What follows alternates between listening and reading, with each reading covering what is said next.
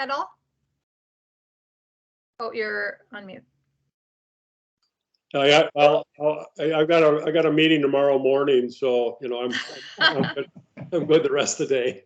Well, I am also very free now, as I have no job and no employment. So what's going on in the Women's Pro League is exactly what you guys read in social media. Unfortunately, I know no more. I was actually in Kuwait when it all happened with our troops over there. And so it was the middle of the night and there was a town hall. And so I woke up to about 300 emails from all my staff, but had to then get fired myself and then also fire 24 staff and then void all the contracts. So it was quite the process. It was, I feel like there's still a lot of hurt and angst there. Angela, James, and myself went and cleared out our dressing rooms and all the coaches' rooms and everything. They bought all our assets, but nobody has really asked for our assets. So I have a skate sharpening machine in my garage right now, along with lots of practice jerseys and socks.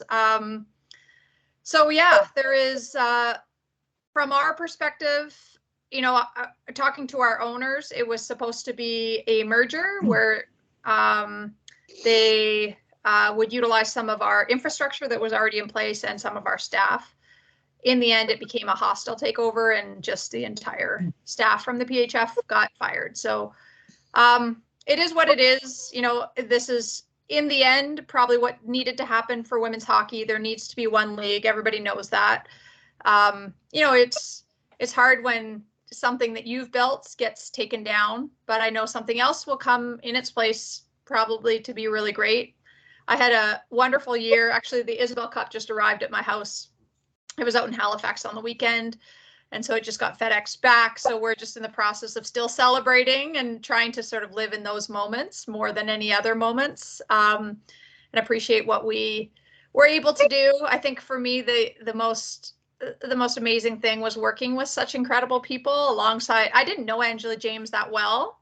She is just she should be such a bigger name. She's just an amazing individual. And getting to work with Geraldine, and as you guys know, I've leaned on you guys a lot for, coaching information, I guess, and working with our coaching staff and their growth and seeing where we were to where we ended up was pretty remarkable. So yeah, that's it. I mean, everything that you read in social media is what we read in social media.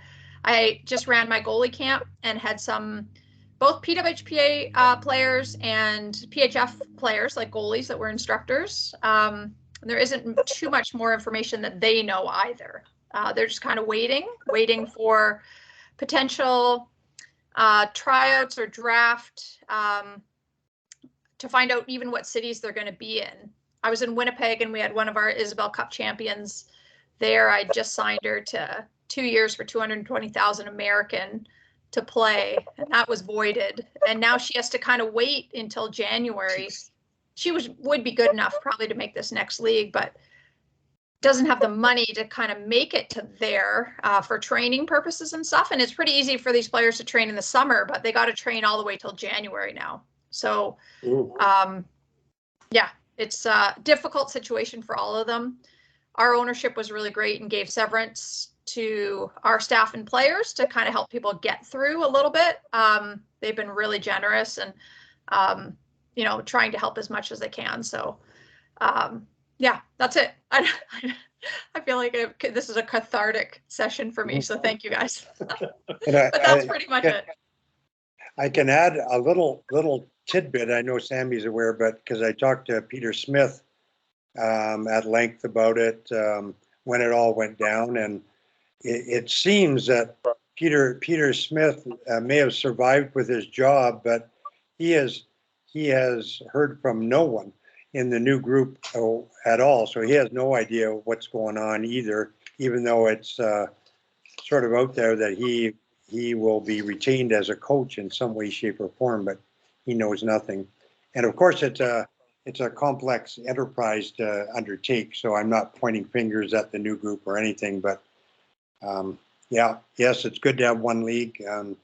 fingers crossed that it can all work out. Yeah, and it'll just take time, as we know. Yeah. These things they're not, with no cities chosen yet, or maybe they've been chosen but not announced yet. But there's no branding, so no colors. So working with simply getting equipment in time in certain colors just might take longer. When it does come out, going to be amazing. It's going to be great. I just feel for the players going through all of it right now that are sort of in limbo, waiting. Some of my players signed overseas, who felt like they, didn't have a chance of making it, but others, are kind of just waiting. There is a pot, the PHF put up a pot of $1 million. So any player that doesn't make the league come January, they will get an equal distribution of that money. So that at least helps people get through a little bit. But I'm assuming, like my player said, I just want to go and prove to some coach that I can play. I just want some general manager, but I just want to be able to shout from the rooftops how great these people are, or tell somebody, but to not know who is choosing these teams, or how to get yourself in front of the right coaching staff. I think that's where the players are kind of in limbo right now. And I hadn't thought about the equipment end of things, Sammy, but it's a good point. I mean, obviously it takes time to, do all that stuff, uniforms. So it could be a beneficial outcome, is that it could be a true rainbow league, and players will have to be wearing different colors of socks, maybe uniforms and pants. And yeah, you never know. You could probably get all black. You could probably like black for 6 teams pretty quickly. That'd be good DEI marketing bonus. Exactly. So also the payment is a little bit less than it was in the PHF. So players are a little, they've signed a CBA that will be for 8 years. So for the next 8 years, it will be an average salary of $55,000. So the max potential is 85, the lowest is 35. So I mean, it's by no means terrible. This is great in women's sport. We were just at salaries of about 150 in our league, so American. So it is a little bit of a step back financially, but it hopefully long run means they can put more money into marketing and infrastructure and bigger venues. And if they partner with NHL clubs or OHL clubs, I mean, right away they're like at the next level. So I think there could be some great things, and that's what I used to, or I still say, if you're going to complain about something, you got to evoke change. You got to make changes. You got to work really hard to do something. And I'm not working really hard right now, and I'm not evoking change. So I can't complain. All I can do is be a fan and support whatever is coming, and try to support the people I know the best way I can. So.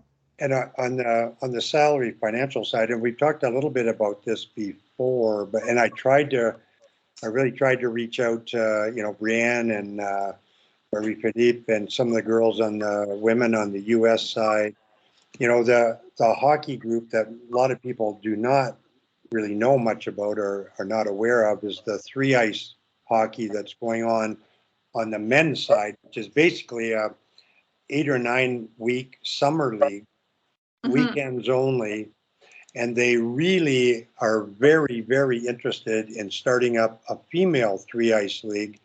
And I was trying to help some of the executives there get in touch with some of the key players. I thought it was a great opportunity as this new league was emerging for the players to see the opportunity and say, hey, we want it written into our contracts that we can have the option of participating in this league to make some extra money in the summertime, but I couldn't get any traction doing that.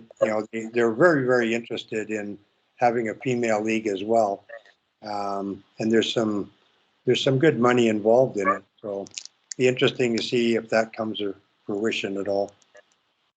Mm-hmm. So there's what we know about the new Wally.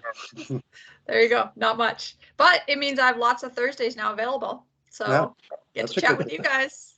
That's a good thing for us.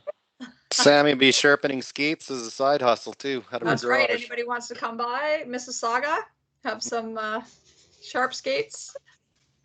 Might drive in downtown Toronto in the coming months, and Sammy will be on the corner with her skate sharpener. Sharper. My women's rec league too is for the summer is donned out in nice like Toronto Six gloves and pants and helmets now. They got all brand new gear. Anyway, I do have to run because I think Barb's got to go to work here in 1 minute. So Okay, great to chat, Tim. everybody.